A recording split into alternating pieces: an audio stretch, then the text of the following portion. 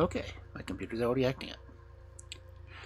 But welcome in, and it is Friday night. And since it is past Halloween, we're back to regular Friday night fairy tales. Okay.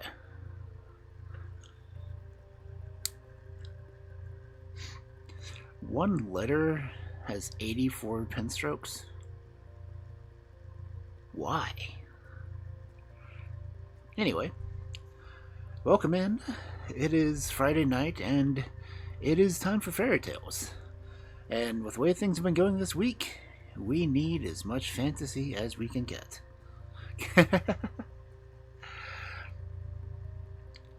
So I hope everyone has had a wonderful weekend, provided.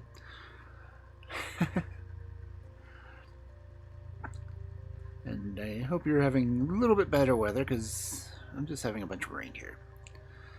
But, rain is nice. We needed the rain. We needed it, earlier this year, but rain is nice to have. But as I have on the title of tonight's stream, we are doing the Pink Fairy Book, which is the 5th in the Essential Rainbow Fairy Tale Book set by Andrew Lang and his wonderful group of translators and sources.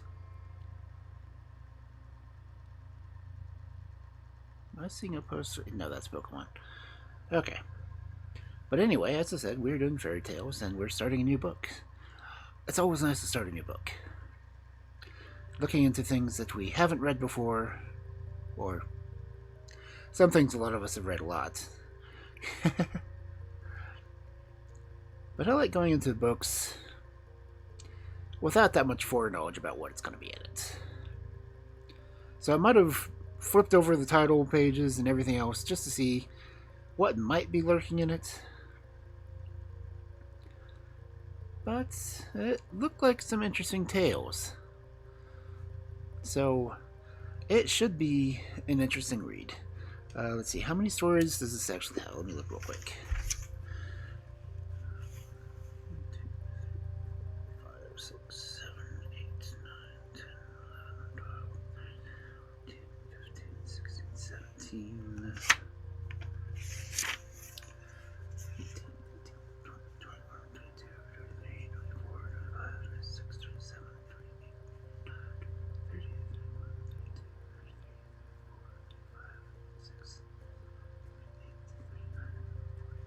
41 stories in this book. So that'll be another 42 things added to the playlist. Because I like doing the introduction. Because they're done by Andrew Lang. And after the first one, it seemed like he was relatively shocked that they continued wanting to do them. Which, it's nice when they want to continue a book series, because there are 300 or something in just the Brothers Grimm book alone. But Andrew Lang and his group, you never get nearly enough credits, honestly, collected them from all over the place. I mean, this is as the preface says, all people in the world tell nursery tales to their children. The Japanese tell them, the Chinese, the Indians by their campfires, the Eskimos in their dark winter huts, the Kafirs of South Africa tell them, and the modern Greeks, just as the old Egyptians did when Moses had not been many years rescued from the bulrushes. The Germans, French, Spanish, Italians, Danes, Highlanders tell them also, and the stories are apt to be like each other everywhere. A child who has read the blue and yellow and red fairy books we'll find some old friends with new faces in the pink fairy book, if he examines and compares them. But the Japanese tales will probably be new to the young student. The Tanuki is a creature whose acquaintance he may not have made before. He may remark that Anderson wants a point of moral as well as a point adorn a tale, that he is trying to make fun of the follies of mankind as they exist in civilized countries. The Danish story of the princess in the chest need not be read to a very nervous child, as it borders rather on a ghost story. It has been altered and is really much more horrid in the language of the Danes, who, as history tells us, were not nervous or timid people. I am quite sure that this story is not true. The other Danish and Swedish stories are not alarming. They are translated by Mr. W. A. Craigie. Those with a Sicilian, through the German, are translated like the African tales, through the French, and the Catalan tales and the Japanese stories, the latter through the German. And an old French story by Mrs. Lang, Miss Emma Anyang did the stories from Anderson out of the German. Mr. Ford, as usual, has drawn the monsters and mermaids, the princes and giants and the beautiful princesses, who the editor thinks are, if possible, prettier than ever. Here, then, are fancies brought from all quarters. We see that people from all over the world are fond of just the same kinds of adventures: courage, youth, beauty, kindness, and have many trials, but they always win the battle, while witches, giants, unfriendly, cruel people are on the losing hand.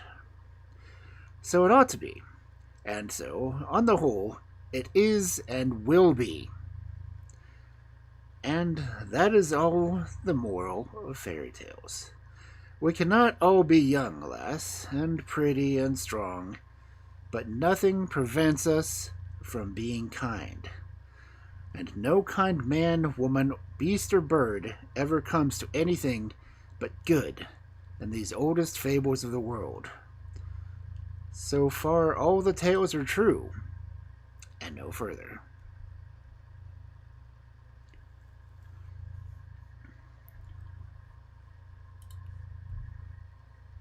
And that should be clipped. I will probably have to clip it afterwards. Anyway.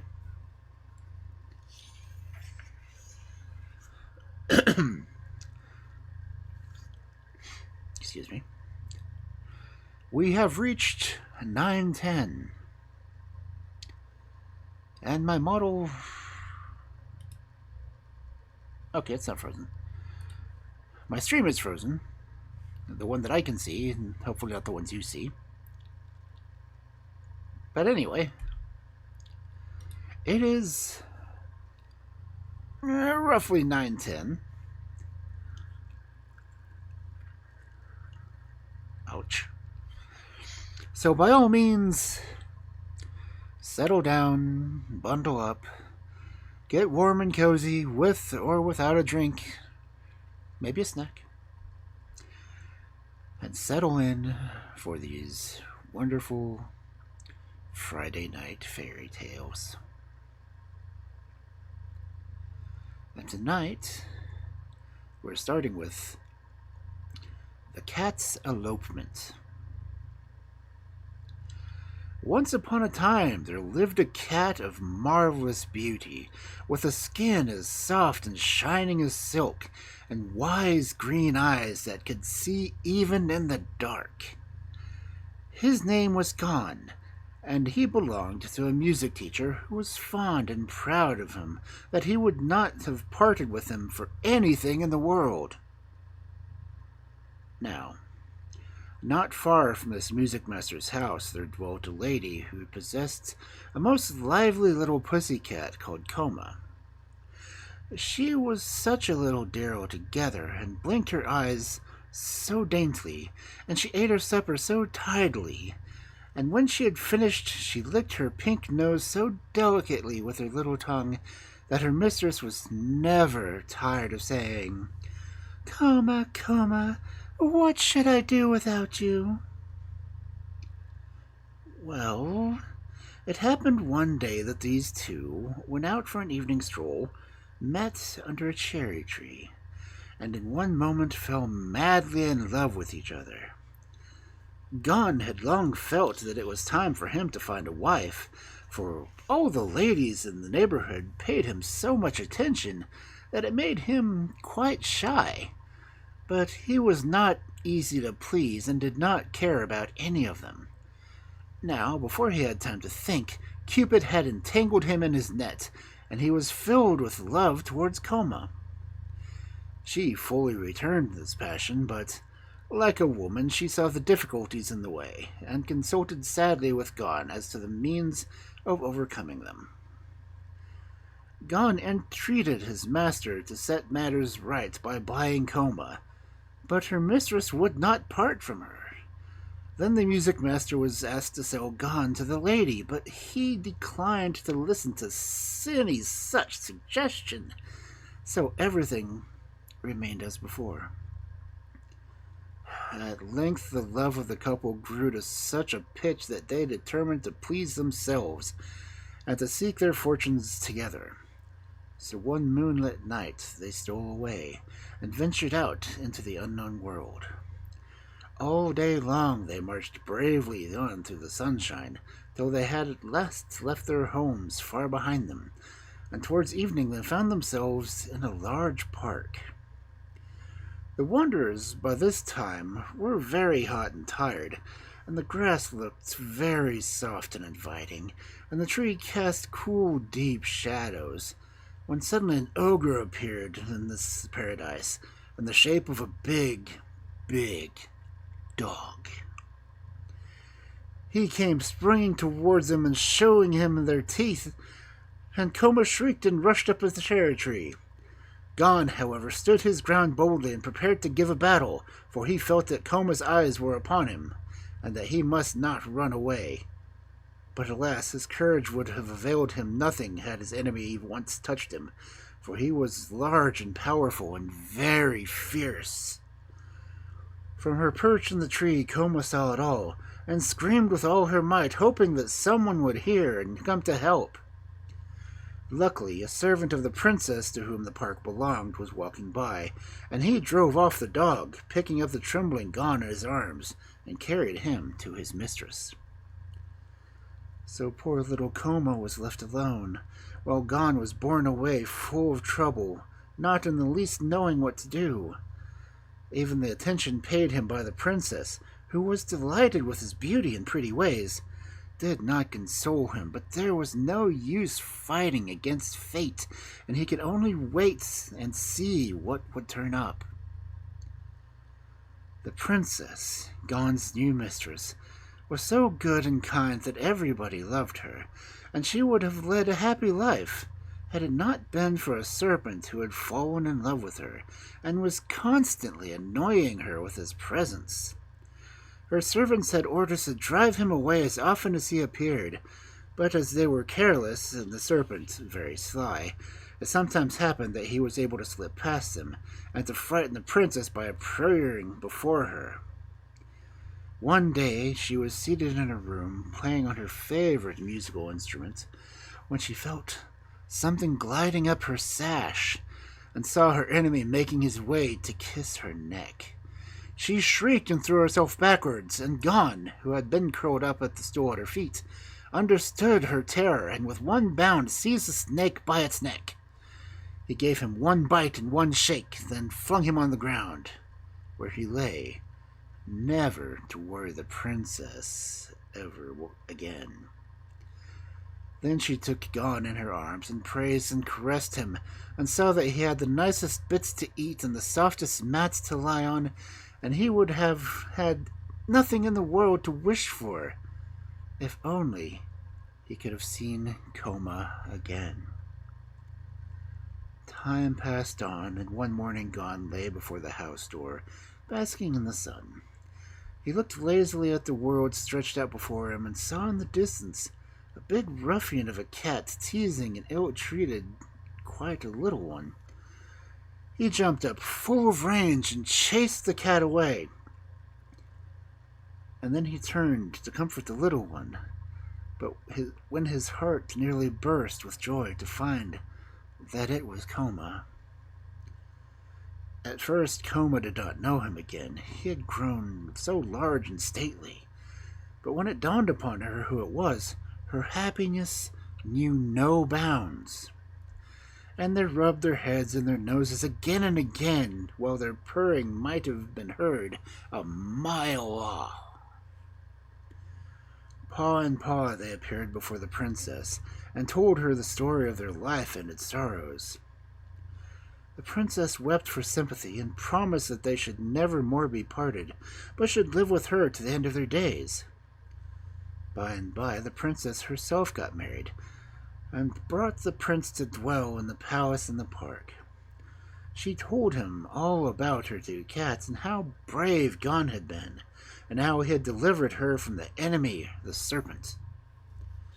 And when the prince heard, he swore they should never leave them, but should go with the princess wherever she went. So it all fell out as the princess wished, and Gon and Coma had many children, and had so the princess, and they all played together, and were friends to the end of their lives.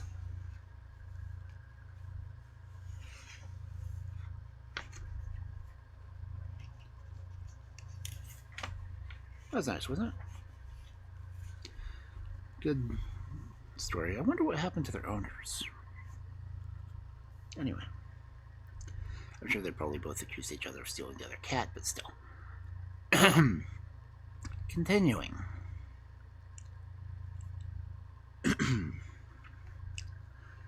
How the Dragon was Tricked. Once upon a time, there lived a man who had two sons, but they did not get on all well together, for the younger was much more handsome than his older brother, who was jealous of him. When they grew older, things became worse and worse, and at last one day as they were walking through the wood,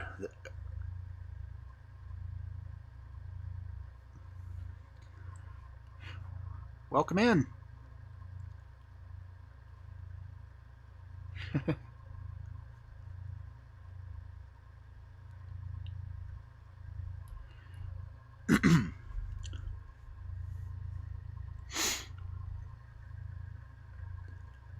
See. When they grew older, things became worse and worse, and at last one day as they were walking through a wood, the elder youth seized hold of the other, tied him to a tree, and went on his way, hoping that the boy might starve to death. However, it happened that an old and hunchbacked shepherd passed him the tree with his flock, and seeing the prisoner, had stopped and said to him, "Tell me, my son, why are you tied to this tree?" "Because I was so crooked," answered the young man, "but it has quite cured me, and now my back is as straight as can be." "I wish you would bind me to a tree," exclaimed the shepherd, "so that my back would be straight." "With all the pleasure in my life," replied the youth. "If you will loosen these cords, I will tie you up with them as firmly as I can." This was soon done, and then the young man drove off the sheep, leaving their real shepherd to repent of his folly. And before he had gone very far, he met with a horse-boy and driver of oxen, and he persuaded them to turn with him to seek their adventures. By these and many other tricks he soon became so celebrated that his fame reached the king's ears, and his majesty was filled with curiosity to see the man who had managed to outwit everybody. So he commanded his guards to capture the young man and bring him before him. And when the young man stood before the king spoke to him and said, By your tricks and the pranks that you have played on other people, you have, in the eyes of the law, forfeited your life. But on one condition I will spare you, and that is, if you will bring me the flying horse that belongs to the great dragon. Fail in this, and you shall be hewn to 1,000 pieces. If that is all, said the youth, you shall soon have it. So he went out and made his way straight to the stable where the flying horse was tethered. He stretched his hand cautiously out to seize the bridle, and when the horse suddenly began to neigh as loud as he could. Now the room in which the dragon slept was just above the stable, and at the sound of the neighing he woke and cried to the horse, "What's the matter, my treasure? Is anything hurting you?" After waiting a while, the young man tried again to loose the horse, but a second time it neighed so loudly that the dragon woke up in a hurry and called out to know why his horse was making such a noise. But when the same thing happened the third time, the dragon lost his temper and went down into the stable and took a whip to give the horse a good beating. This offended the horse and made him angry, and when the young man stretched out his hand to untie his head, he made no further fuss, but suffered himself to be led quietly away. Once clear of the stable, the young man sprang on his back and galloped off, calling over his shoulder, "Hi, dragon, dragon! If anyone asks you what has become of your horse, you can say that I have got him." But the king said, "The flying horse is all well, but I want something more. You must bring me the covering with the little bells that lies on the bed of the dragon, or I will have you hewn to 1,000 pieces." "Is that all?" answered the youth. "That is easily done." And when night came, he went away to the dragon's house and climbed up onto the roof. Then he opened a little window in the roof and let down a chain from which the kettle usually hung, and tried to hook the bed cover and to draw it up. But the little bells all began to ring, and the dragon woke and said to his wife, "Wife, you have pulled off all the bedclothes," and drew the covering back towards him, pulling, as he did, the young man into the room. When the dragon flung himself on the youth and bound him fast with cords, saying he has tied the last knot, "Tomorrow when I go to church, you must stay at home and kill him and cook him, and when I get back we will eat him together." So the following morning the dragoness took hold of the young man and reached down from the shelf for a sharp knife with which to kill him. But as she untied the cords to get a better hold of him, the prisoner caught her by the legs and threw her to the ground, seized her and speedily cut her throat, just as she had been about to do for him, and put her body in the oven. Then he snatched up the covering and carried it to the king.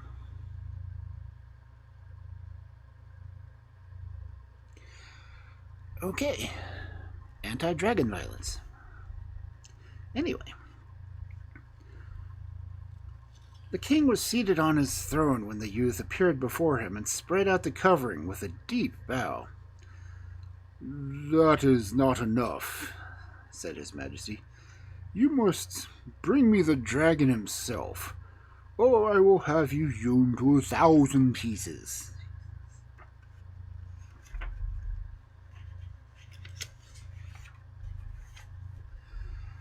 "It shall be done," answered the youth, "but you must give me 2 years to manage it, for my beard must grow so that he may not know me." "So be it," said the king.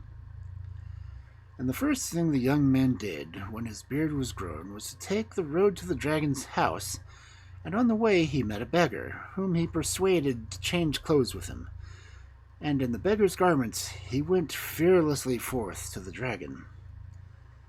He found his enemy before his house, very busy making a box, and addressed him politely.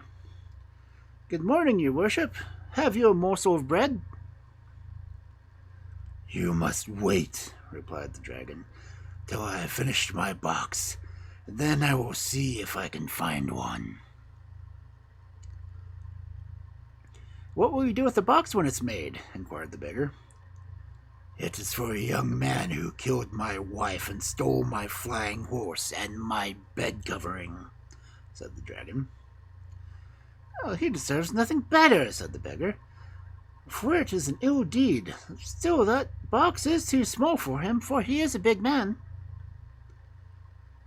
"You are wrong," said the dragon. "The box is large enough even for me." "Well, the rogue is nearly as tall as you," replied the beggar, "and of course if you can get in, he can. But I am sure you would find it a tight fit." "No, there is plenty of room," said the dragon, tucking himself carefully inside.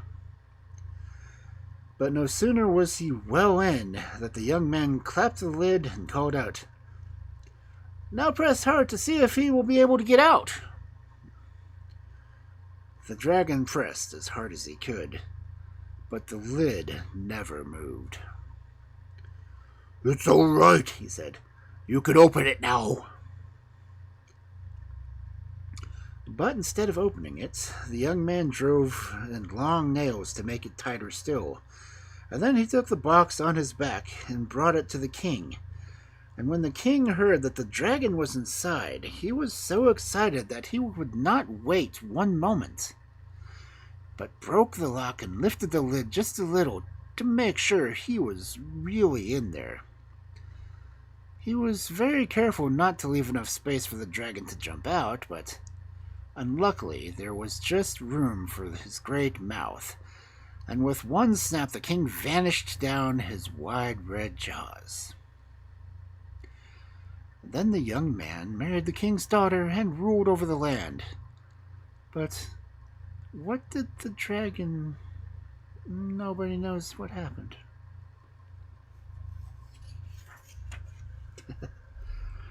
Oh, that is a violent story to come in on.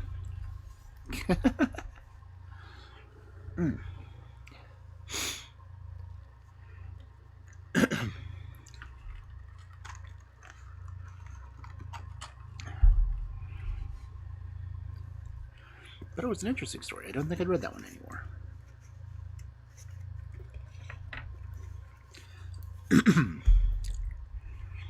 Anyway, let's continue. The Goblin and the Grocer. There was once a hard-working student who lived in an attic, and he had nothing in the world of his own. There was also a hard-working grocer who lived on the first floor, and he had the whole house of his own. The Goblin belonged to him, for every Christmas Eve there was awaiting him at the grocer's a dish of jam with a large lump of butter in the middle. The grocer could afford this, so the Goblin stayed in the grocer's shop. And this teaches us a good deal. One evening the student came in by the back door to buy a candle and some cheese, and had no one to send, so he went himself. He got what he wanted and paid for it, and nodded a good evening to the grocer and his wife. She was a woman who could do more than nod. She could talk. When the student had said good night, he suddenly stood still, reading the sheet of paper in which the cheese had been wrapped. It was a leaf torn out of an old book, a book of poetry. "There's more of that over there," said the grocer. "I gave an old woman some coffee for the book. If you would like to give me 2p, you can have the rest." "Yes," said the student. "Give me the book instead of the cheese. I can eat my bread without cheese. It would be a shame to leave a book to be torn up. You are a clever and practical man, but about poetry you understand as much as that old tub over there." And that sounded rude as far as the tub was concerned. But the grocer laughed, and so did the student, and it was only said in fun. But the Goblin was angry that anyone should dare say such a thing to a grocer who owned the house and sold the best butter. when it was night and the shop was shut, and everyone was in bed except the student, the goblin went upstairs and took the grocer's wife's tongue. She did not use it while she was asleep, and on whatever object in the room he put it on, that thing would begin to speak. Or spoke out its thoughts and feelings just as well as the lady to whom it had belonged. But only one thing at a time could use it, and that was a good thing, or they would have all spoken together. The goblin laid the tongue on the tub in which were the old newspapers. "Is it true," he asked, "that you know nothing about poetry?" "Certainly not," answered the tub. "Poetry is something that is papers, that is frequently cut out.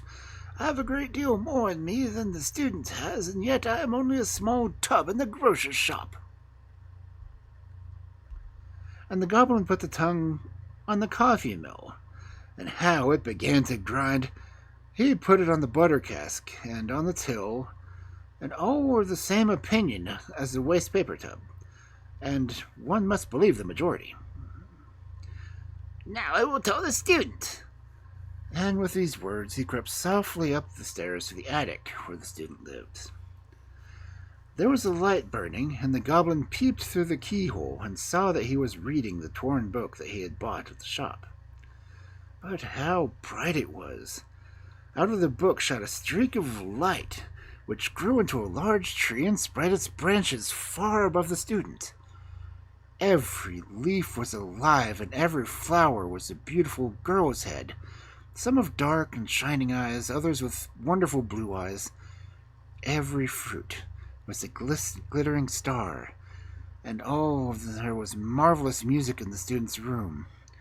The little goblin had never even dreamt of such a splendid sight, much less seen one. He stood on tiptoe, gazing and gazing, till the candle in the attic was put out.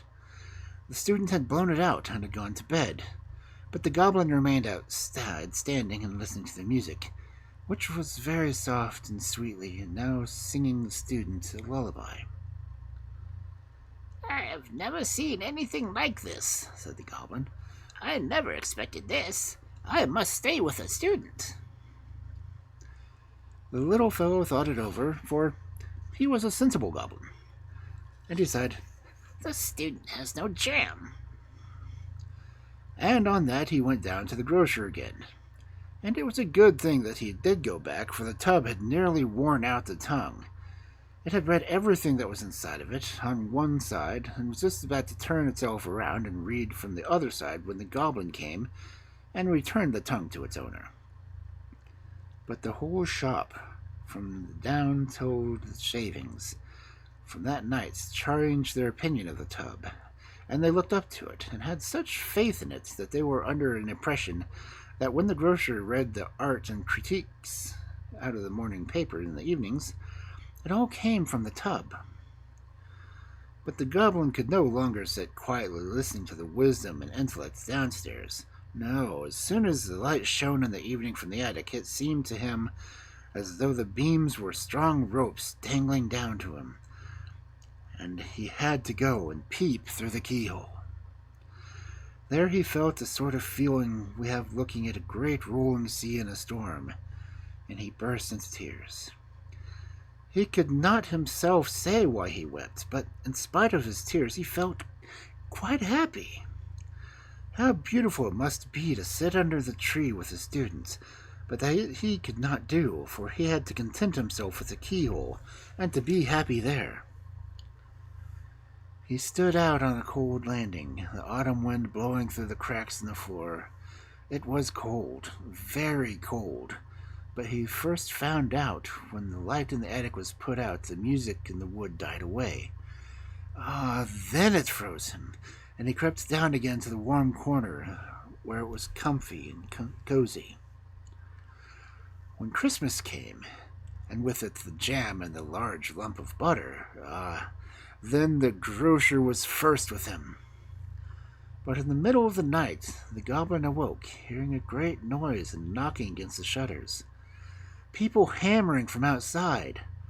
The watchman was blowing his horn. A great fire had broken out, and the whole town was in flames.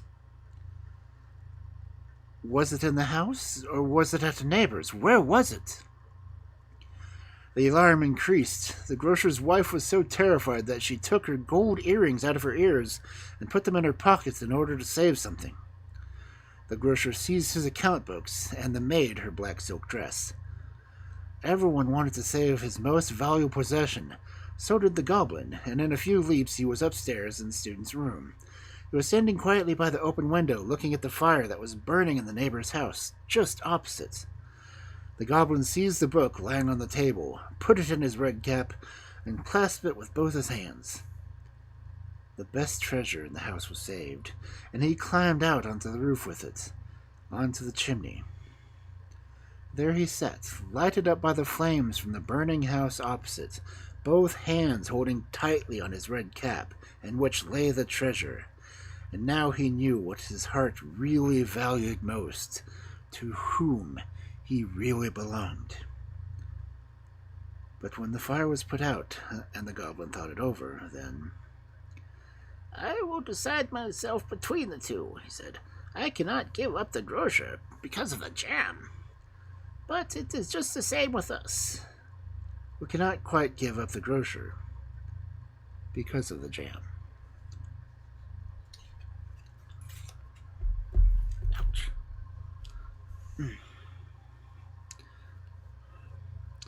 That was a nice one. I don't think I have a copy of that particular book. I could make one. I will have to speak with Kel about what charms would be used for that. But it is a good story.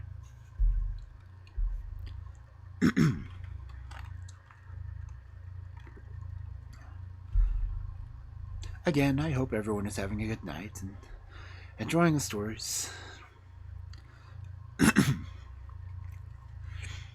And as we continue, the next story is The House in the Wood. A poor woodcutter lived with his wife and 3 daughters in a little hut on the borders of a great forest. One morning, as he was going to his work, he said to his wife, "Our eldest daughter... Let our eldest daughter bring me my lunch in the wood, and so she shall not lose her way. I will take a bag of millet with me and sprinkle the seed on the path." But when the sun had risen high over the forest, the girl set out with a basin of soup. But the field and wooden sparrows, and larks and finches, blackbirds and greenfinches, had picked up the millet long ago, and the girl could not find her way. She went on till the sun set and night came on. The trees rustled in the darkness, the owls hooted, and she began to get very much frightened. Then she saw a tile distance of light that twinkled between the lights. There she saw a tile distance in the light that twinkled between the trees. "There must be people living yonder," she thought. "They will take me in for the night." And she began walking towards it. Not long afterward, she came to a house with lights in the windows. She knocked on the door, and a gruff voice called, "Come in." The girl stepped into the dark entrance and tapped at the door of the room. "Just walk in," cried the voice. And when she opened the door, there sat an old gray-haired man at a table. His face was resting on his hands, and his white beard flowed over the table almost to the ground. By the stove lay 3 beasts, a hen, a cock, and a brindled cow. The girl told the old man her story and asked for a night's lodging. The old man said, "Pretty cock, pretty hen, and you pretty brindled cow. What do you say now?" "Ducks," answered the beasts. and that must have meant we are all quite willing, for the old man went on. Here's in abundance. Go into the back kitchen and cook us supper. The girl found plenty of everything in the kitchen and cooked a good meal, but she did not think of the beasts. She placed the full dishes on the table and sat down opposite the gray-haired man and ate till her hunger was appeased. When she was satisfied, she said, "But now I am so tired. Where is a bed in which I can sleep?" The beast answered, "You have drunk with him, you have eaten with him. Of us you have not thought. Then sleep with us you ought." Then the old man said, "Go upstairs and you will find a bedroom. Shake the bed and put clean sheets on it and go to sleep." The maiden went upstairs, and when she had made the bed she lay down. After some time the gray-haired man came and looked at her by the light of his candle and shook his head. And when he saw that she was sound asleep, he opened a trapdoor and let her fall into the cellar. The woodcutter came home late that evening and reproached his wife for leaving him all day without food. "No, I did not," she answered. "The girl went off with your dinner. She must have lost her way and will no doubt come back tomorrow." But at daybreak the woodcutter started off into the wood, and this time he asked his second daughter to bring him food. "I will take a bag of lentils," he said. "They are larger than millet, and the girl will see them better and be sure to find her way." At midday the maiden took the food, but the lentils had also gone, as they did on the previous day. The birds of the woods had eaten them all. The maiden wandered about the wood till nightfall, when she came in the same way to the old man's house, and asked for food and a night's lodging. The man with the gray hair again asked the beasts, "Pretty cock, pretty hen, and you, pretty brindled cow, what do you say now?" The beast answered, "Ducks," and everything happened as on the former day. The girl cooked a good meal, ate and drank with the old man, and did not trouble herself about the animals. And when she asked for a bed, they replied, "You have eaten with him, you have drunk with him. Of us you have thought not, and now sleep as you ought." And when she was asleep, the old man shook his head over her and let her fall into the cellar. On the third morning, the woodcutter said to his wife, "Send our youngest child today with my dinner. She is always good and obedient and will keep the right path, and not wander away like her sisters, those idle drones." But the mother said, "Must I lose my dearest child too?" "Do not fear," he answered. "She is too clever and intelligent to lose her way. I will take plenty of peas with me and strew them along. They are even larger than lentils, and they will show her the way." But when the maiden started off with the basket on her arm, the wood pigeons had eaten up the peas, and she did not know which way to go. She was much distressed and thought constantly of her poor hungry father and her anxious mother. At last, when it grew dark and she saw the little light and came to the house in the wood, she asked prettily if she might stay there for the night, and the old man with a white beard again asked his beasts, "Pretty cock, pretty hen, and you, pretty brindled cow, what do you say now?" "Ducks," they said. Then the maiden stepped to the stove where the animals were lying, and stroked the cock and then the hen, and scratched the brindled cow between his horns.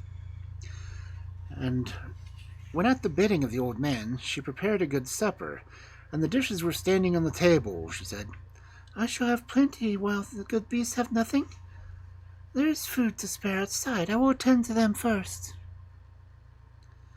Then she went out and fetched barley and strewed it before the cock and the hen, and brought the cow an armful of sweet-smelling hay. "Eat that, dear beast," she said, "and when you are thirsty you shall have a good drink."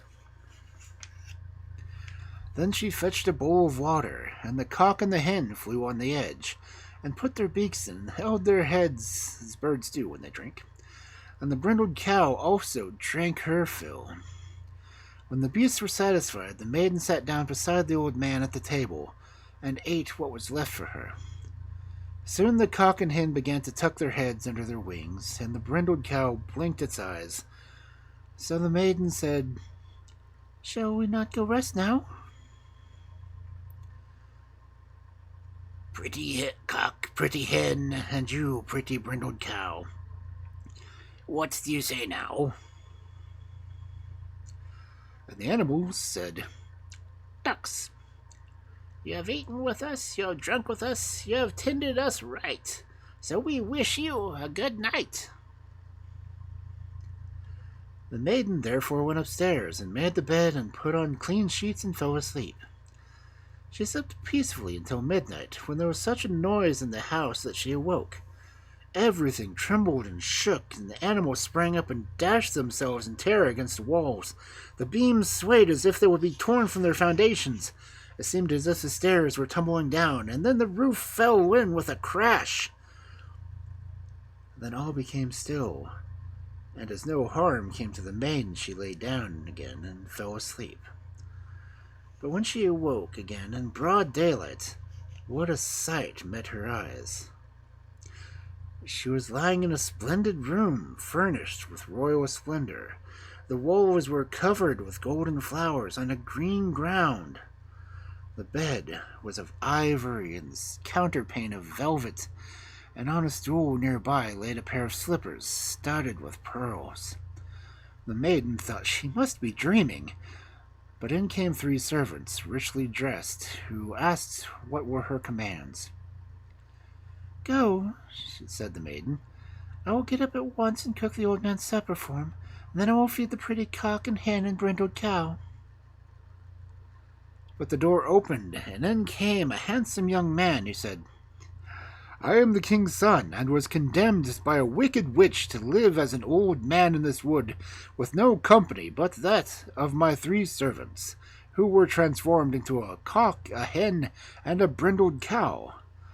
The spell could only be broken by the arrival of a maiden who would show herself kind, not only to men, but also to beasts. You are that maiden, and last night at midnight we were freed, and this poor house was again transformed into my royal palace." As they stood there, the king's son told his 3 servants to go and fetch the maiden's parents to be present at the wedding feast. "But where are my 2 sisters?" asked the maid. "I shut them up in the cellar, but in the morning they shall be led forth into the forest, and shall serve a charcoal burner until they have improved, and will never again suffer poor animals to go hungry."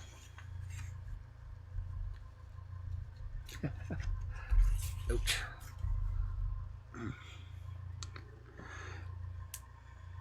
You would never think you would get a hand cramp from holding a book.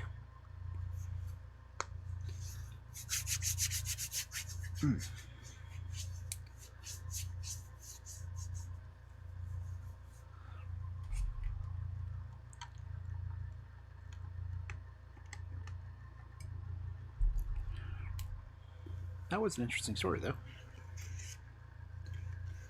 And I will say there are longer stories in this book, but those were obviously not them.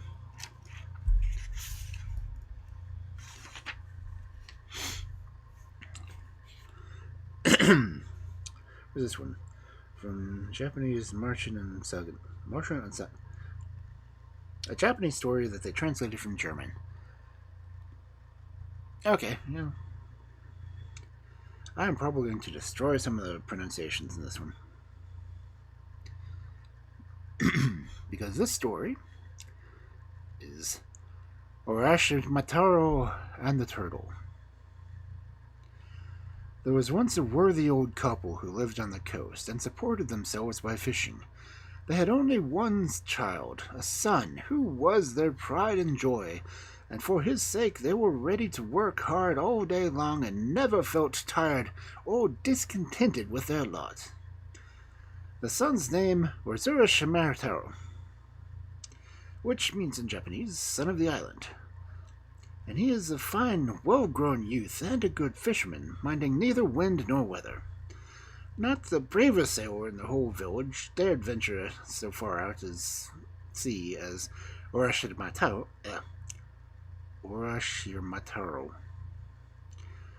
And many times the neighbors used to shake their heads and say to his parents, "If your son goes on being so rash, one day he will try his luck once too often, and the waves will end up by swallowing him." But Uraschimataro paid no heed to these remarks, and he was really very clever in managing a boat. The old people were very seldom anxious about him. One bright, beautiful morning, as he was hauling his well-filled nets into the boat, he saw lying among the fishes a tiny little turtle.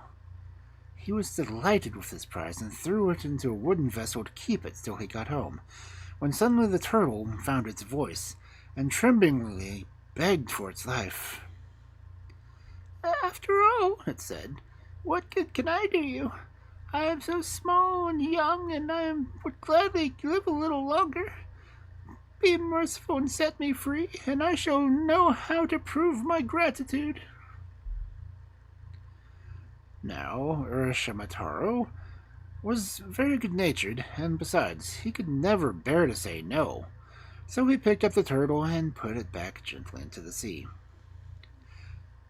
Years flew by, and every morning Uraschimataro sailed his boat into the deep sea. But one day he was making for a little bay between some rocks, when arose a fierce whirlwind, which shattered his boat to pieces, and she was sucked under the waves. Uraschimataro himself nearly shared the same fate, but he was a powerful swimmer and struggled hard to reach the shore.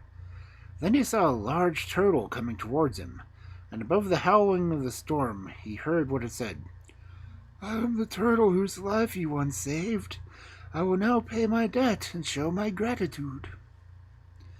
The land is still far distant, and without my help you would never get there. Climb on my back, and I will take you where you will." Uraschimataro did not wait to be asked twice, and thankfully accepted his friend's help. But scarcely was he seated firmly on the shell when the turtle proposed that they should not return to shore at once, but go under the sea and look at some of the wonders that lay hidden there. Uraschimataro agreed willingly, and in another moment they were deep, deep down, with fathoms of blue water above their heads. Oh, how quickly they darted through the still, warm sea.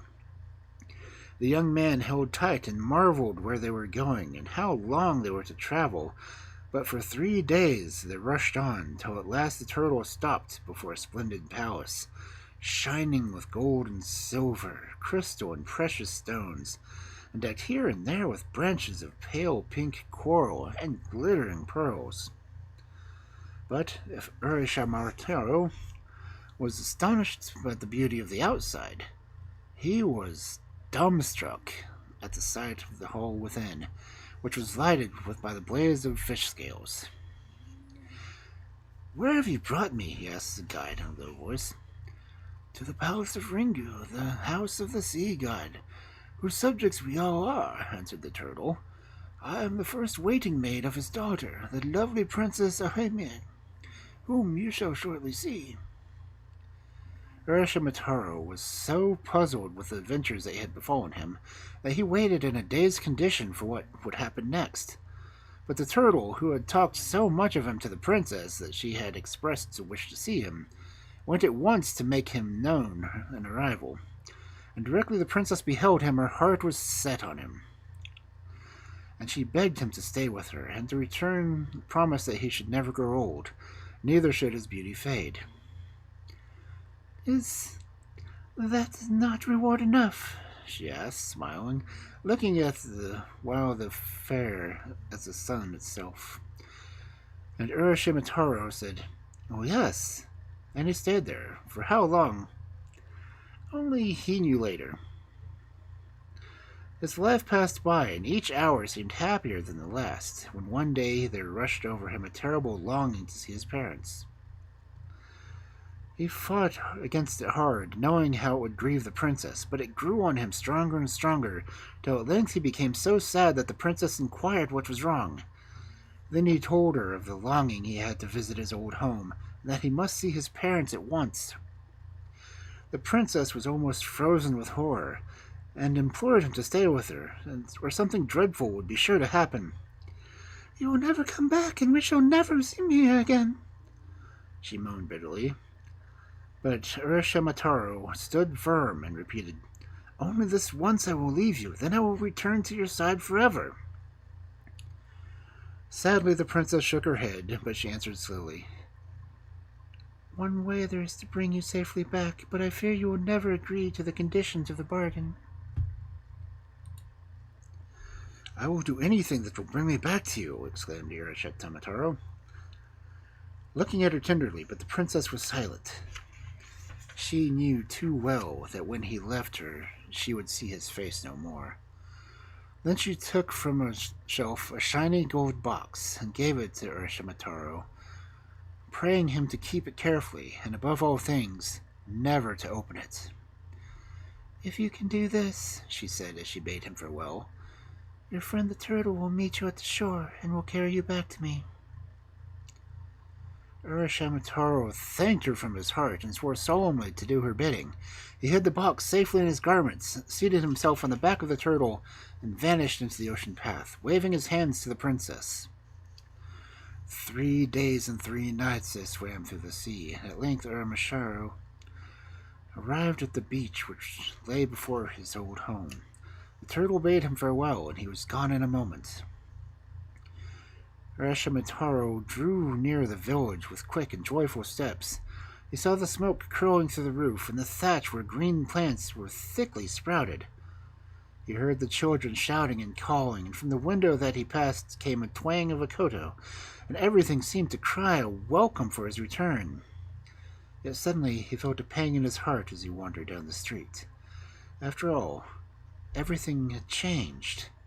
Neither men nor houses were those he once knew. Quickly he saw his old home. Yes, it was still there, but it had a strange look. Anxiously he knocked at the door and asked the woman who opened it after his parents, but she did not know their names and could not give him no news of them.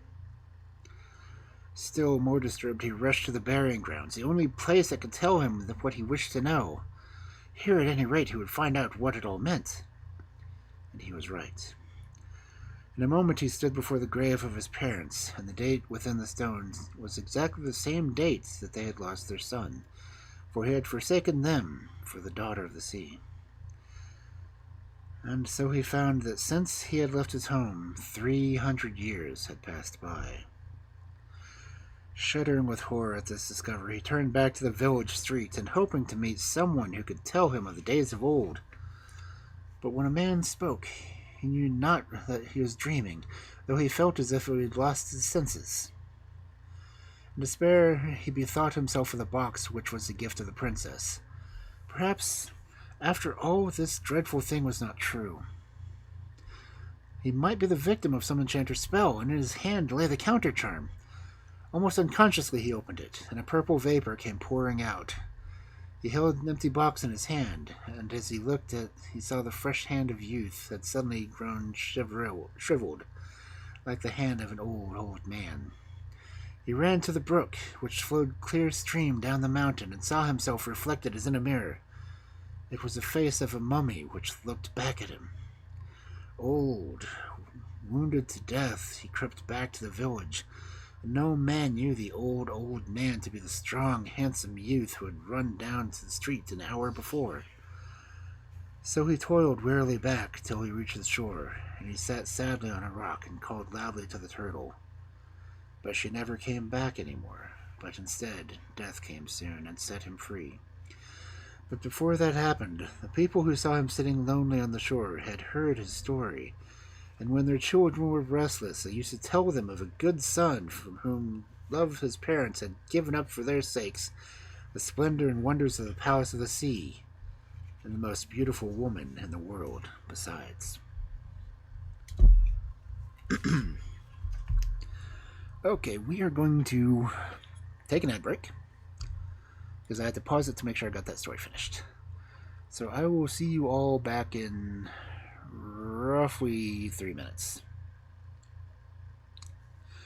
Enjoy the ads.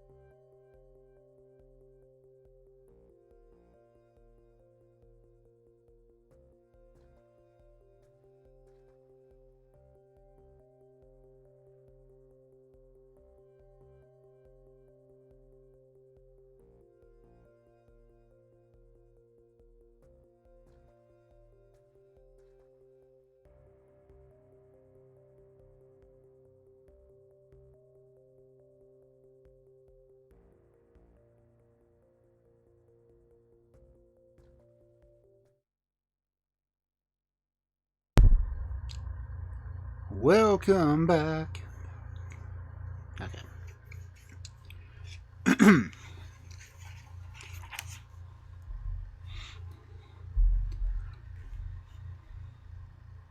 Our way back. One of my counters is weird. Everything else said it was done, and this one counter is still going down. So if I say welcome back again, that's when that timer's out.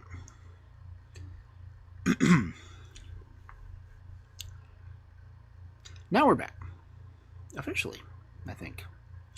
Anyway, this gets back to our wonderful stories on this fabulous Friday night of fairy tales.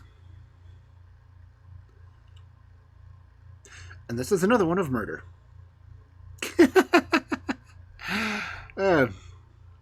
Another Japanese tale that was written in German and then badly translated to English. So I will try to do my best on this. The Slaying of the Tanuki. Near a big river and between two high mountains, a man and his wife lived in a cottage a long, long time ago. A dense forest lay all around the cottage, and there was hardly a path or a tree in the whole wood that was not familiar to the peasant from his boyhood. In one of his wanderings, he had made friends with a hare, and many an hour were passed between them together, when the man was resting on the roadside and eating his dinner. Now this strange friendship was observed by the Tanuki, a wicked, quarrelsome beast who hated the peasant and was never tired of doing him an ill turn. Again and again he had crept to the hut, and finding the choice morsel and put it away for the little hare, and had eaten it, if he thought it was nice, and trampled to pieces, so that no one would get a hold of it. And at last the peasant lost patience, and made up his mind that he would have the Tanuki's blood. For many days the man lay hidden, waiting for the Tanuki to come by. And when one morning the Tanuki himself marched up the road, thinking of nothing but the dinner he was going to steal, the peasant threw himself upon him and bound his forelegs tightly so that he could not move. Then he dragged his enemy joyfully to the house, feeling that at length he had got the better of this mischievous beast which had done him so many ill turns. "He shall pay for this with his skin," he said to his wife. "First we will kill him and then cook him." So saying, he hanged the Tanuki head downwards from a beam and went to gather wood for a fire. Meanwhile the old woman was standing at the mortar pounding the rice that was to serve them for the week with a pestle that made her arms ache with its weight. Suddenly she heard something whining and weeping in the corner, and stopping her work she looked around to see what it was. That was all that rascal wanted. He put on directly his most humble air and begged the woman in his softest voice to loosen his bounds, which were hurting him sorely. She was filled with pity for him, but did not dare to set him free, as she knew that her husband would be very angry. The Tanuki, however, did not despair, and seeing that her heart was softened, began his prayers anew. "He only asked to have his bonds taken from him," he said. "He would give his word not to attempt to escape, and if he was set free he could soon pound her rice for her. Then you can have a little rest," he went on, "for rice pounding is very tiring work, and not at all fit for weak women." These last words melted the good woman completely, and she unfastened the bonds that held him. Poor foolish creature. In one moment the Tanuki had seized her, stripped off all her clothes, and popped her in the mortar.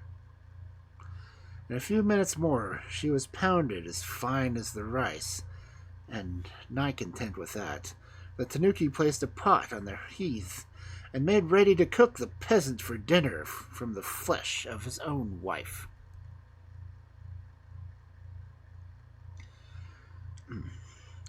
When everything was complete, he looked out the door and saw the old man coming from the forest carrying a large bundle of wood. Quick as lightning, the Tanuki not only put on the woman's clothes, but, as he was a magician, assumed her form as well. Then he took the wood and kindled the fire, and very soon a large dinner set before the man, who was very hungry, and had forgotten for the moment all about his enemy. But when the Tanuki saw that he had eaten his fill and would be thinking about his prisoner, he hastily shook off the clothes behind the door and took his own shape. Then he said to the peasant, "You're a nice sort of person to seize animals and talk of killing them. You are caught in your own net. It is your own wife that you have eaten, and if you want to find her bones, you only have to look under the floor." With these words, he turned and made for the forest. The old peasant grew cold with horror as he listened, and seemed frozen to the place where he stood. When he had recovered himself a little, he collected the bones of his dead wife and buried them in the garden, and swore over the grave to be avenged on the Tanuki. After everything was done, he sat himself down in his lonely cottage and wept bitterly. And the bitterest thought of all was that he would never be able to forget that he had eaten his own wife. While he was thus weeping and wailing, his friend the hare passed by, and hearing the noise, pricked up his ears and soon recognized the old man's voice. He wondered what had happened, and put his head to the door and asked if everything was the matter. With tears and groans, the peasant told him the whole dreadful story, and the hare, filled with anger and compassion, comforted him as best he could and promised to help him in his revenge. "The false knave shall not go unpunished," he said. So the first thing he did was to search the house for materials to make an ointment. Then he sprinkled plentiful with pepper and put it in his pocket. Next he took a hatchet and bade farewell to the old man and departed to the forest. He bent his steps to the dwelling of the Tanuki and knocked at the door. The Tanuki, who had no cause to suspect the hare, was greatly pleased to see him, for he noticed the hatchet at once and began to lay plots on how to get a hold of it. To do this, he thought he had better offer to accompany the hare, which was exactly what the hare had wished and expected, for he knew all the Tanuki's cunning and understood his little ways. So he accepted the rascal's company with joy, and made him very pleasant as they strolled along. When they were wandering in this manner through the forest, the hare carelessly raised the hatchet in passing, and cut down some thick boughs that were hanging over the path. But at length, after cutting down a big, good tree, which cost him many hard blows, he declared that it was too heavy for him to carry home, and he must leave it where it was. This delighted the greedy Tanuki, who said that they would be no weight for him, so he collected the large branches which the hare bound tightly on his back. Then he trotted gaily to the house, and the hare following after with his little lighter bundle. By this time the hare had decided what he would do, and as soon as they arrived, he quickly set fire to the wood on the back of the Tanuki. The Tanuki, who was busy with something else, observed nothing, and only called out to ask what the meaning of the crackling was that he had heard. "It is just the rattle of some stones that are rolling down the side of the mountain," the hare said. And the Tanuki was content, and made no further remarks, never noticing that the noise really sprang from the burning boughs on his back, until his fur was in flames, and it was almost too late to put it out. Shrieking with pain, he let fall the burning wood from his back and stamped and howled with agony. But the hare comforted him and told him that he always carried with an excellent plaster in case of need, which he would bring instant relief, and taking out his ointment, he spread it on the leaf of bamboo and laid it on the wound. No sooner did it touch him than the Tanuki leapt yelling into the air, and the hare laughed and ran to tell his friend the peasant what the trick he had played on their enemy. But the old man shook his head sadly, for he knew that the villain was only crushed for the moment, and that he would shortly be revenging himself upon them. No, the only way to ever get any peace and quiet was to render the Tanuki harmless forever. Long did the old man and the hare puzzle together how this was to be done, and at last they decided they would make 2 boats, one small one out of wood, and a large one out of clay. Then they fell to work at once, and when the boats were ready and properly painted, the hare went to the Tanuki, who was still very ill, and invited him to great fish-catching. The Tanuki was still feeling angry about the trick the hare had played on him, but he was weak and very hungry, so he gladly accepted the proposal and accompanied the hare to the bank of the river, where the 2 boats were moored, rocked by the waves. They both looked exactly alike, and the Tanuki only saw that one was bigger than the other, and he would hold more fish. So he sprang into the large one, while the hare climbed into the one which was made out of wood. They loosened their moorings and made for the middle of the stream, and when they were some distance from the bank, the hare took his oar and struck such a heavy blow on the other boat that it broke in two. The Tanuki fell straight into the water and was held there by the hare until he was quite dead. Then the hare put the body in his boat and rowed to land, and told the old man that his enemy was dead at last. And the old man rejoiced that his wife was revenged, and he took the hare into his house, and they lived happily together all their days in peace and quietness upon the mountain.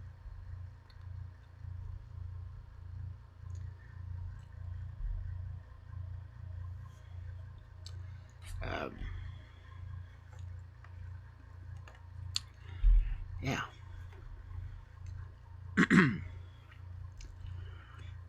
And our next story for the evening, with slightly less murder. Maybe. Hopefully. It's Hans Christian Andersen, so it's going to have less murder. Like 90% less murder. The Flying Trunk. There was once a merchant who was so rich that he could have paved the whole street, and perhaps a little of the side streets, with silver. But he did not do that. He knew another way of spending his money. If he spent a shilling, he got back a florin. Such an excellent merchant he was till he died. Now his son inherited this money. He lived very merrily and went every night to the theatre, made paper kites out of a fine pile of notes, and played ducks and drakes with sovereigns instead of stones. In this way the money was likely to come soon to an end. And so it did. At last he had nothing left but 4 shillings, and he had no clothes except a pair of slippers and an old dressing gown. His friends did not trouble themselves any more about him. They would not even walk down the street with him. But one of them, who was rather good-natured, sent him an old trunk with a message, "Pack up."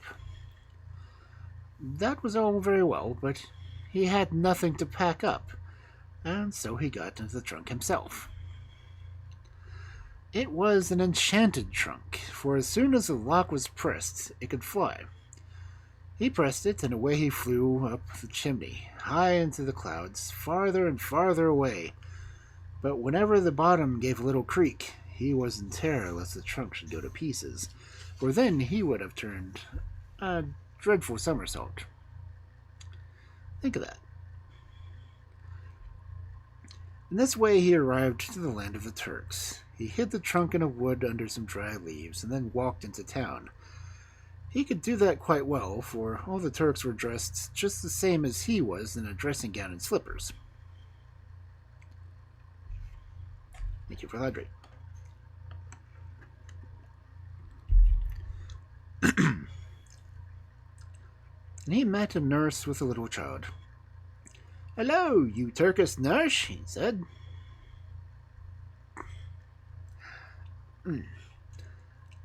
"What is that great castle there close to the town? The one with the windows so high up?" "The Sultan's daughter lives there," she replied. "It is prophesied that she will be very unlucky in her husband, so no one is allowed to see her except when the Sultan and Sultana are by."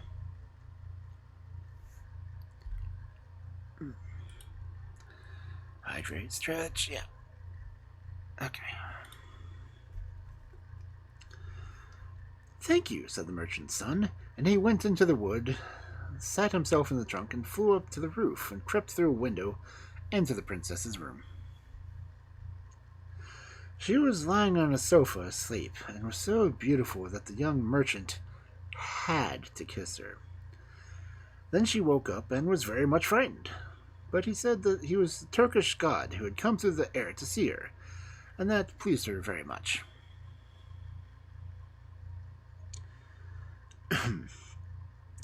They sat close to each other, and he told her a story about her eyes. There were beautiful dark lakes in which her thoughts swam around like mermaids. and her forehead was a snowy mountain, grand and shining. These were lovely stories. Then he asked the princess to marry him, and she said yes at once. "But you must come here on Saturday," she said, "for then the Sultan and Sultana are coming to tea for me. They are going to indeed be proud that I receive a god of the Turks, but mind you have a really good story ready, for my parents like them immensely. My mother likes something more moral and high-flown. My father likes something merry to make him laugh." "Yes, I shall only bring a fairy story for my diary," he said, and so they parted. But the princess gave him a saber with gold pieces, which he could use. Then he flew away and bought himself a new dressing gown and sat down in the wood and began to make up a story, for it had to be ready by Saturday, and that was no easy matter. When he had it, it was ready on Saturday. The Sultan and Sultana and the whole court were at tea with the princess. He was most graciously received. "Will you tell us a story?" asked the Sultana. "One that is thoughtful and instructive." "But something that can make us laugh," said the Sultan. "Oh, certainly," he replied, and began. "Now listen attentively. There was once a box of matches which lay between a tinder box and an old iron pot, and they told the story of their youth. We used to be on a green fir boughs. Every morning and evening we had diamond tea, which was the dew, and the whole day long we had sunshine, and little birds used to tell us stories. We were very rich because the other trees only dressed in summer, and we had green dresses in summer and winter. Then the woodcutter came and our family was split up. We have now the task of making light for the lowest of people, which is why we grand people are in the kitchen." "My fate was different," said the iron pot, which lay near the matches. "Since I came into the world I have been many times scoured, and have cooked much. My only pleasure is to have a good chat with my companions when I am lying nice and clean in my place after dinner." "Now you are talking too fast," sputtered the fire. "Let us decide who is the grandest," said the matches. "No, I don't like talking about myself," said the pot. "Let us arrange an evening's entertainment. I will tell the story of my life. On the Baltic Sea by the Danish shore—" "What a beautiful beginning," said all the plates. "That's the story that will please all of us." "And the end is just as good as the beginning," the plates clattered with joy. "Now I will dance," said the tongs, and she danced. Oh, how high she could cook! The old chair cover in the corner split when he saw her. The urn would have sung, but she said she had a cold and could not sing unless she was boiled. In the window was an old quill pen. There was nothing remarkable about her, except that she had been dipped too deeply in the ink, but she was very proud of that. "If the urn will not sing," she said, "outside the door hangs a nightingale in a cage who shall sing." "I don't think it's proper," said the kettle, "that such a foreign bird should be heard." "Oh, let us some acting," said everyone. "Let us do it." Suddenly the door opened, and the maid came in. Everyone was quite quiet. There was not a sound, but each pot knew what he might have done, or how grand he was. The maid took the matches and lit the fire with them. How they sputtered and flamed, to be sure. "Now everyone can see," they thought, "that we are the grandest. How we sparkle! What a light!" But here they burnt out. "That was a delightful story," said the Sultana. "I feel myself quite in the kitchen with the matches. Yes, now you shall marry our daughter." "Yes, indeed," said the Sultan. "You shall marry our daughter on Monday." And they treated the young man as one of the family. The wedding was arranged, and the night before the whole town was illuminated. Biscuits and gingerbreads were thrown among the people, and the street boys stood on tiptoe, crying hurrahs and whistling through their fingers. It was all splendid. Now I must really give them a treat, thought the merchant's son, and so he bought rockets and crackers and all kinds of fireworks you can think of, and put them in his trunk, and flew them up into the air. Whirr, how they fizzed and blazed! All the Turks jumped so high that their slippers flew above their heads. Such a splendid glitter they had never seen before.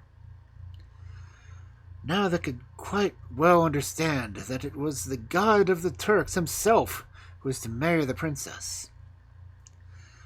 As soon as the young merchant came down again into the wood with his trunk, he thought, "Now I will go into the town just to see how the show is taken." And it was quite natural that he should want to do this. Oh, what stories the people had to tell! Each one whom he asked had seen it differently, but they had all found it beautiful. "I saw the Turkish god himself," said one. "He had eyes like glittering scars and the beard like foaming water." "He flew away in a cloak of fire," said another. They were splendid things that he heard, and the next day was going to be his wedding day. Then he went back to the wood and sat in his trunk. And what had become of it? The trunk had been burnt. A spark of the fireworks had set it alight, and the trunk was in ashes. He could no longer fly, and could never reach his bride. She stood the whole day long on the roof and waited. Perhaps she is waiting there still. But he wandered through the world and told stories, though they are not as merry as the one he told about the matches.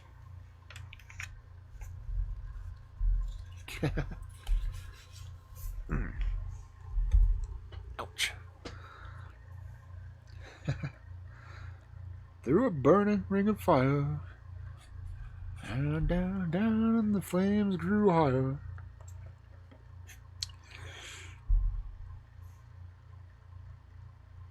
Okay. I've already lost track of how many stories I've read tonight. Snowman, how many is that into?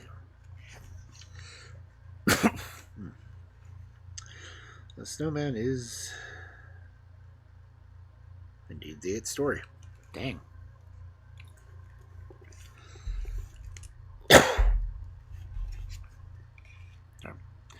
Choking on a lemon tea. Anyway.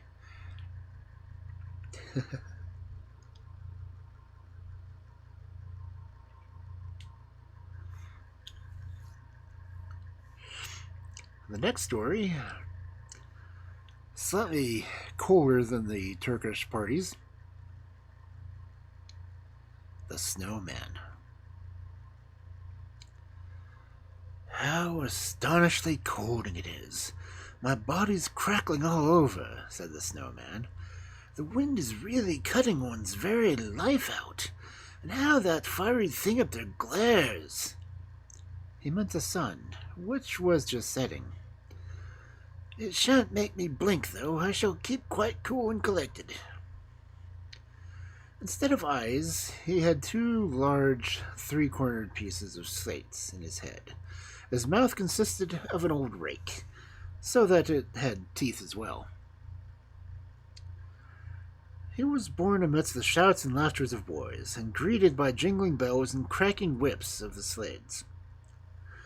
The sun went down, the full moon rose, large, round, clear, beautiful in the dark blue sky. "There it is again, on the other side," said the Snowman, by which he meant the sun was appearing again. "I have quite become accustomed to this glaring. I hope it will hang there and shine so that I may be able to see myself. I wish I knew, though, how one ought to see about changing one's position.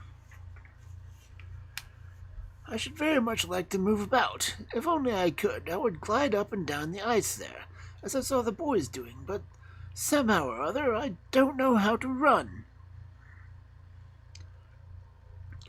"Hello!" barked an old yard dog. He was rather hoarse and couldn't bark very well. His horses came on when he was a house dog and used to lie in front of the stove. The sun will teach you to run. I saw that last winter with your predecessor. The farther back still, and his predecessors, they have all run away. I don't understand, my friend, said the snowman. That thing up there is to teach me to run. He meant the moon. Well, it certainly did run just now, for I saw it quite plainly over there, and now it is over on this side. You know nothing at all about it, said the yard dog. Why, you have only just been made.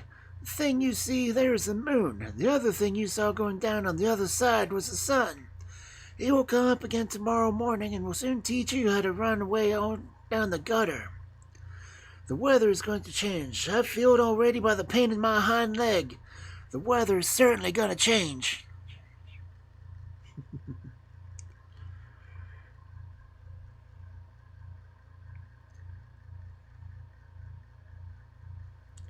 I can't understand him, said the snowman, but I have an idea that he is speaking of something unpleasant. That thing that glares so and then disappears, the sun as he calls it, is not my friend. I know that by instinct. Oh, wow! Barked the yard dog, and walked 3 times around himself, and then crept into his kennel to sleep. The weather really did change. Towards the morning, a dense, damp fog lay over the whole neighborhood. Later on came an icy wind which sent the frost packing. But when the sun rose, it was a glorious sight. The trees and shrubs were covered with rime and looked like a wood of coral, and every branch was thick and long with white blossoms. The most delicate twigs, which are lost among the foliage in summertime, came now into prominence. It was like a spider's web of glistening white. The lady birches waved in the wind, and when the sun shone, everything glittered and sparkled as if it were sprinkled with diamond dust, and great diamonds were lying on snowy carpet. "Isn't it wonderful?" exclaimed a girl who was walking with a young man to the garden.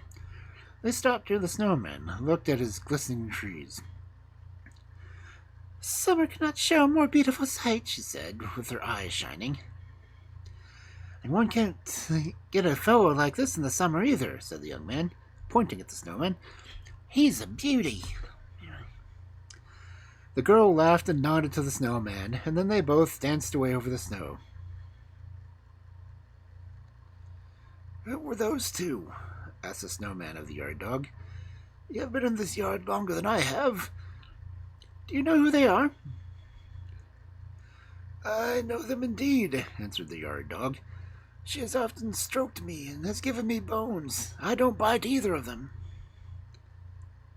"What are they?" asked the snowman. "Lovers," replied the yard dog. "They will go into one kennel and gnaw at the same bone."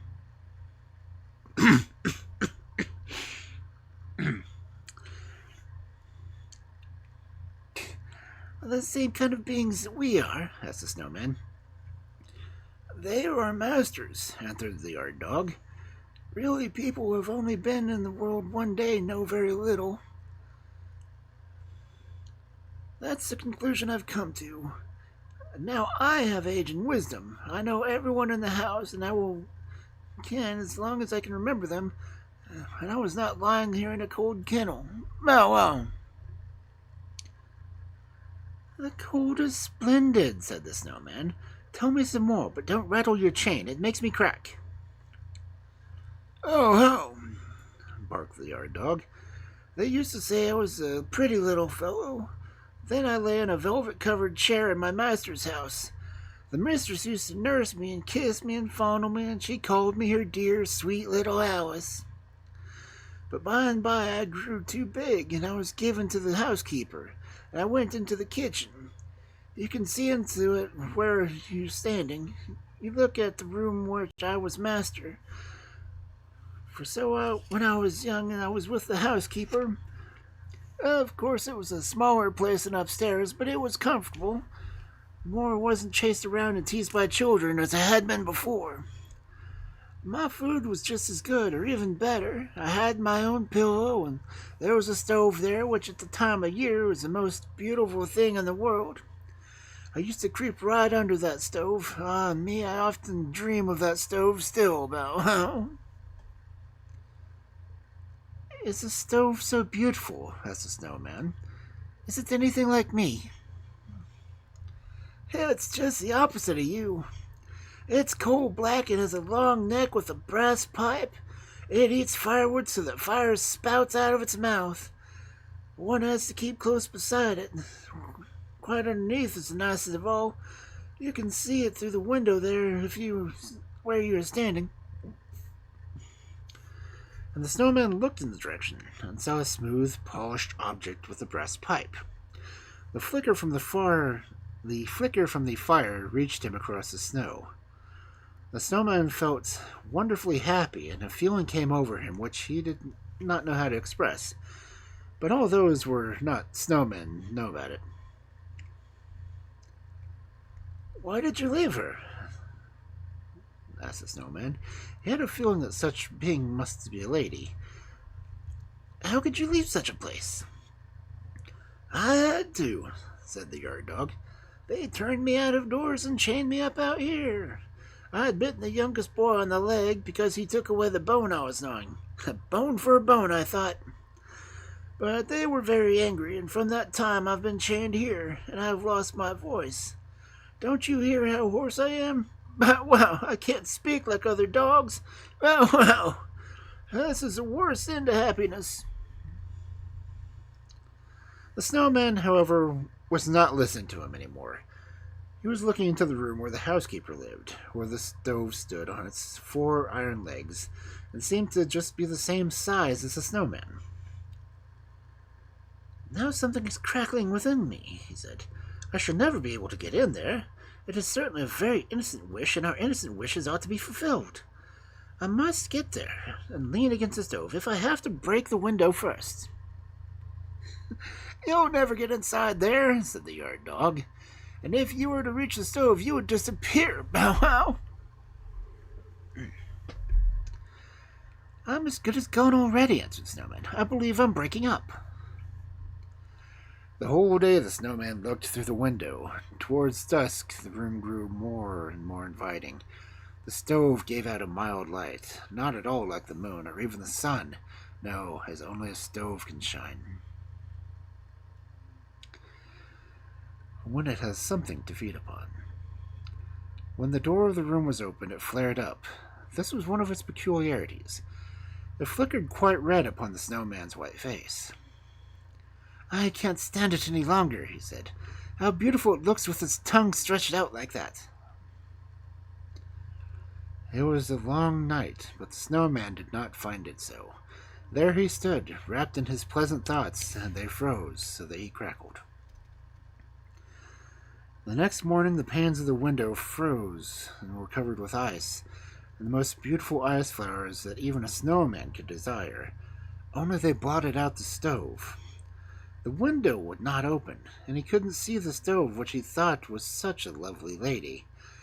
There was a cracking and cracking inside of him and all around, but there was such a frost as a new snowman would delight in. But this snowman was different. How could he feel happy? Here is a bad illness for a snowman, said the yard dog. I also suffered from it, but now I've got over it. Now, he barked. The weather is going to change, he added. The weather did change. There came a thaw. When this set in, the snowman set off.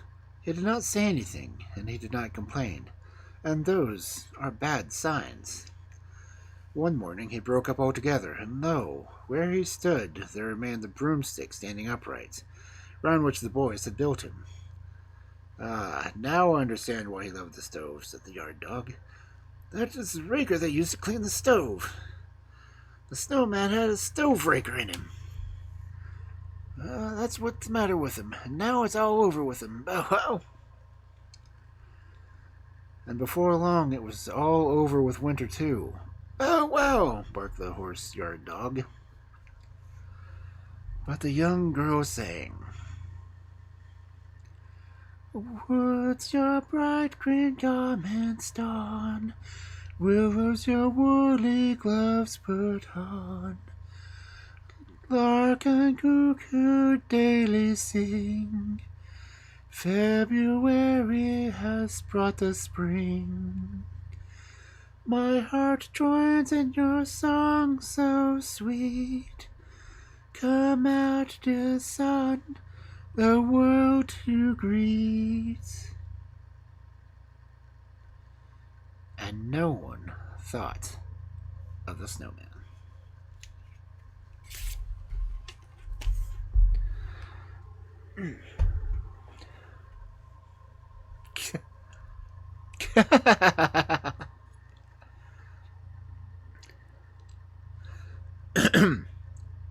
If you're extremely bored, feel free to clip the singing, because I am making a playlist of them on YouTube.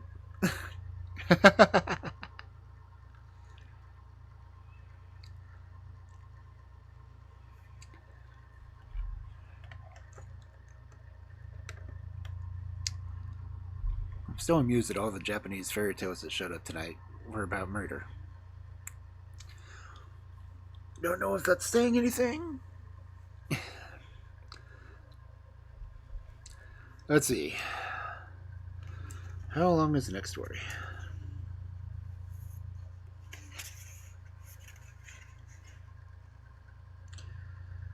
Not very long. Okay.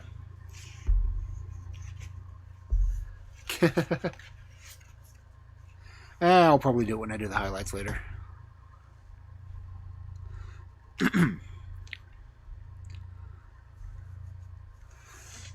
Well, this one was like directly about like killing a Tanuki, and the Tanuki made a peasant eat his wife, and then they drowned and skinned the Tanuki afterwards.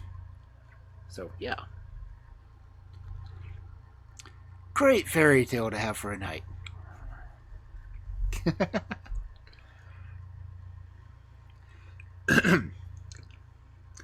Luckily, Hans Christian Andersen doesn't do nearly as bad, because this next story doesn't have much death in it.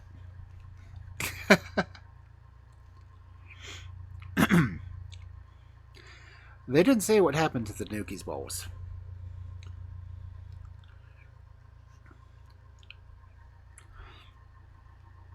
But I'm sure they would have made a lovely meal. Of course, the artist who illustrated the book didn't know what Tanuki was supposed to look like, so he's a little off. Anyway, our next wonderful story for this fabulous Friday night of fairy tales. The shirt collar. There was once a fine gentleman whose entire worldly possessions consisted of a bootjack and a hairbrush. But he had the most beautiful shirt collar in the world, and it was about this that we are going to hear a story. This shirt collar was so old that he began to think about marrying, and it happened one day that he and a garter came into the same washtub together. "Hello," said the shirt collar. "Never before have I seen anything so slim and delicate, so elegant and pretty. May I be permitted to ask your name?" "I shan't tell you," said the garter. "Where is the place of your abode?" asked the shirt collar. But the garter was a bashful disposition and did not think it proper to answer. "Perhaps you are a girdle?" said the collar. "An undergirdle, for I see that you are for use as well as for ornaments, my pretty miss." "You ought not to think of me," said the garter. "I'm sure I haven't given you any encouragements." "When anyone as beautiful as you," said the shirt collar, "it is not encouragement enough." "Go away, don't come so close," said the garter. "You seem to be a gentleman." "So I am, and a very fine one too," said the shirt collar. "I possess a bootjack and a hairbrush. This was not true, as his master actually owned these things, but he was a terrible boaster. Don't come so close, said the garter. I'm not accustomed to such treatment. What a vacation, said the shirt collar. And then they were taken out to the washtub, starched, and hung on a chair in the sun to dry, and then laid on an ironing board. Then came the glowing iron. Mistress Widow, said the shirt collar. Dear Mistress Widow, I am becoming another man. All my creases are coming out. You're burning a hole in me. Stop. Oh, I implore you.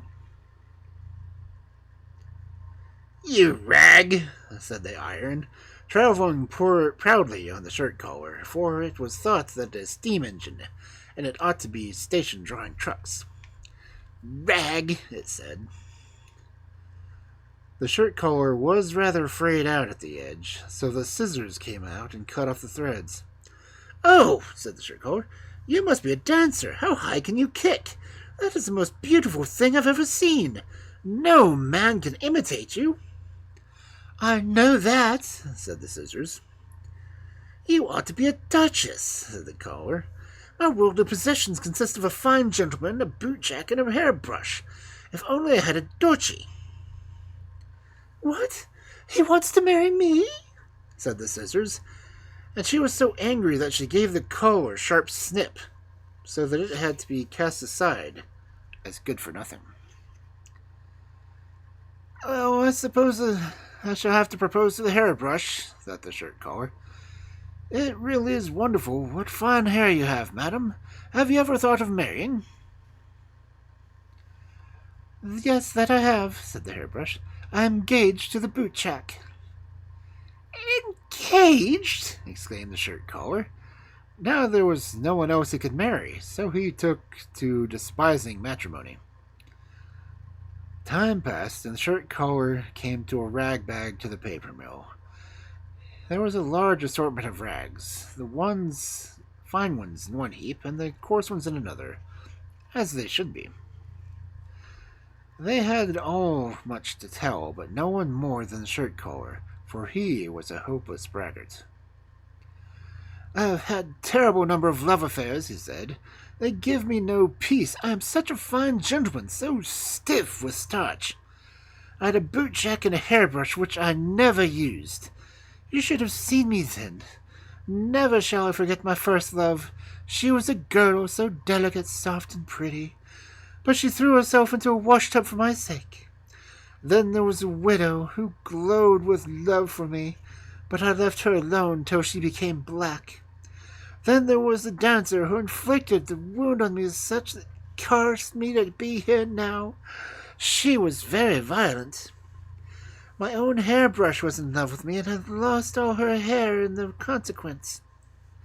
Yes, I have experienced much in that line, but I grieve most of all for the girdle, who threw herself into the washtub.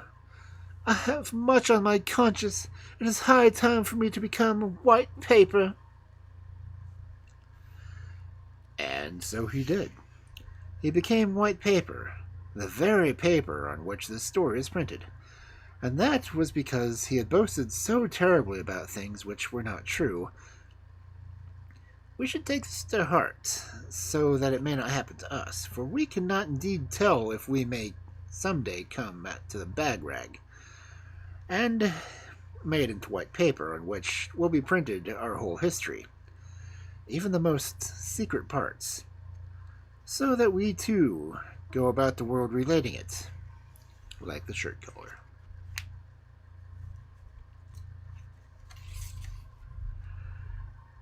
Okay, that was 9 stories.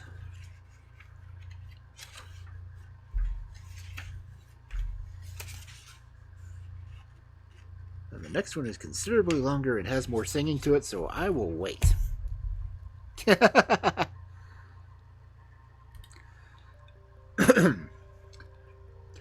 But anyway, Friday night's a night for stories. And I hope you all enjoyed them.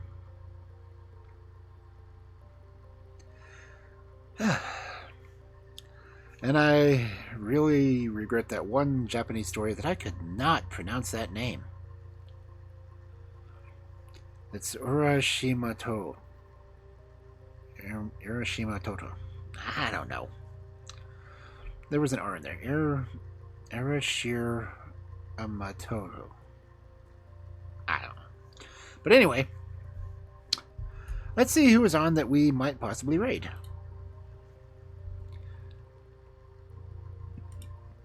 Excuse me. I see people doing art.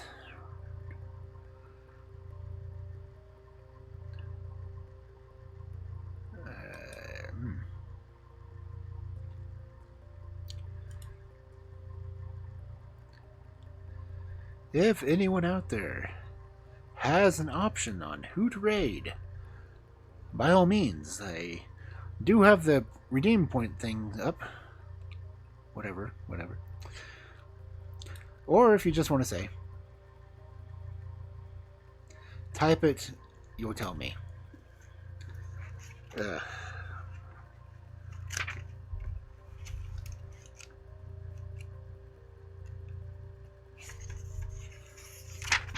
If I can type it.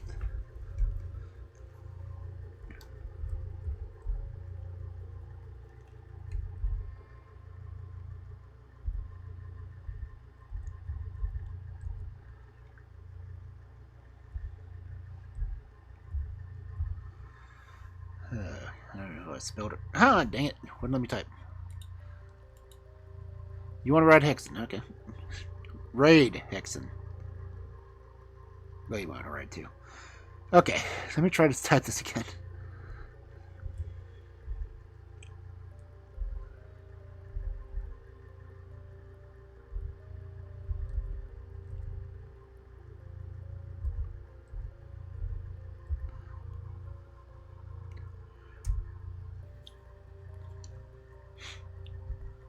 Post it. There we go.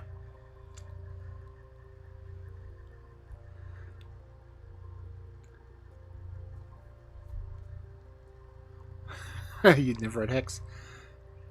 Okay, well. Get these things up as usual.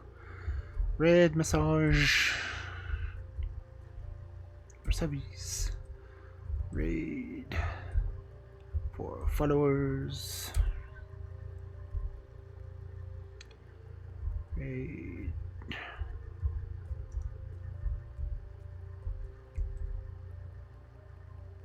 Raid Hexen. Okay. Uraschimataro. Uraschimataro. You have the R and the T backwards. Oh well. Again, thank you everyone for coming out. Say your prayers. Back to this wonderful Friday night of fairy tales. To include everyone. And I will see you Born within, keep you free from sin. Thursday for more Rivals of Sherlock Holmes. So I hope everyone has a wonderful evening, and I hope you have a good time at work. And yeah, later all. Enter night. Take my hand.